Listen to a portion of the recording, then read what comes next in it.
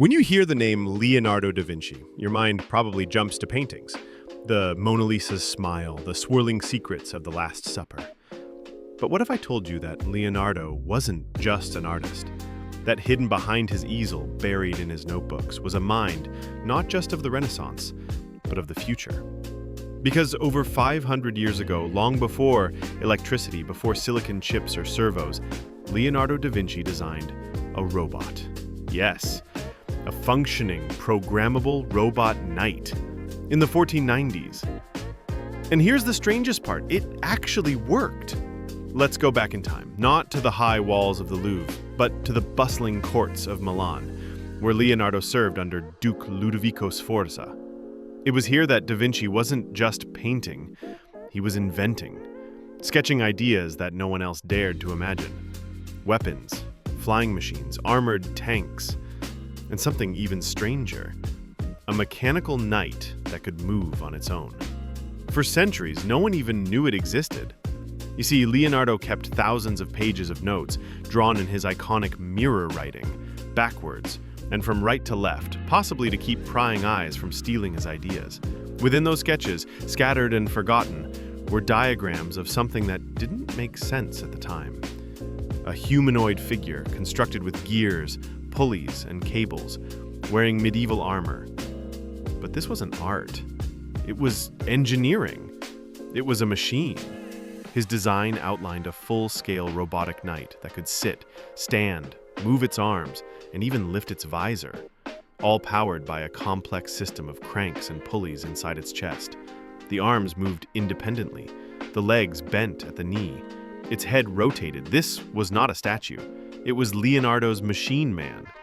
And then, the twist that makes this story even more unbelievable. Please do well to like and subscribe to this channel if you haven't, as an encouragement for more of this kind of content.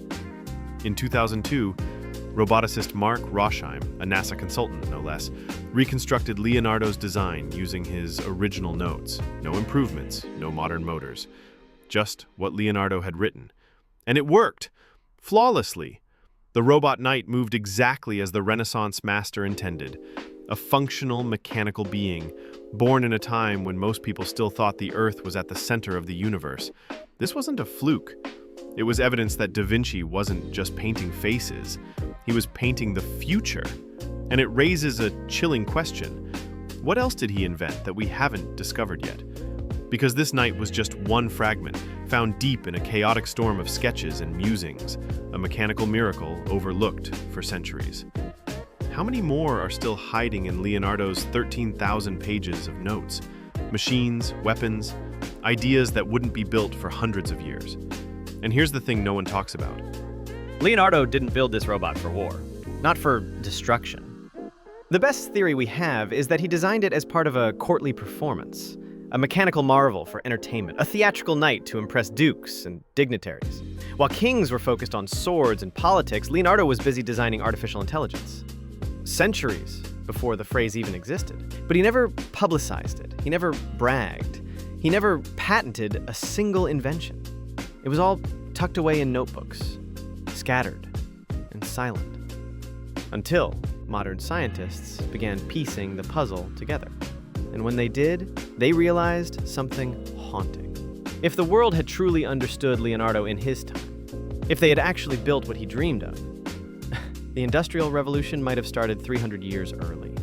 And the world today, your world, would look nothing like it does. Imagine mechanical servants in 1600, flying machines in 1700, assembly lines in 1800. The world as we know it was waiting in Leonardo's notebooks, gathering dust while the rest of humanity caught up. And the robot knight? It wasn't just a machine. It was a warning. A glimpse of how far ahead one mind can be, and how blind the world can be to genius. So the next time you look at a Da Vinci painting, remember, you're not just looking at a masterpiece. You're looking into the mind of someone who saw our future, from a world that hadn't even invented the compass needle yet. And somewhere, in the silence of a Renaissance workshop, surrounded by parchment and candlelight, Leonardo da Vinci built a knight that could stand on its own, and in doing so, became the first man to give life to a machine.